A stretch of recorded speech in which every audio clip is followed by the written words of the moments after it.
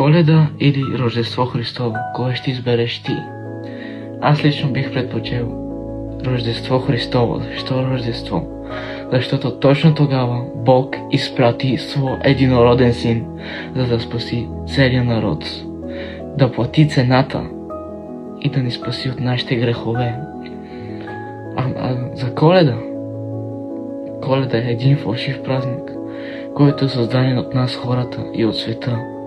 Този празник иска да измени Рождество Христово, този прекрасен празник с някой фалшив празник. Дявола винаги иска да вземе слава, но истината е, че ние можем да спрем това.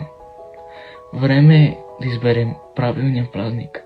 Стига си живял в измама. Време е да решиш Коледа или Рождество Христово. Изборът е твой.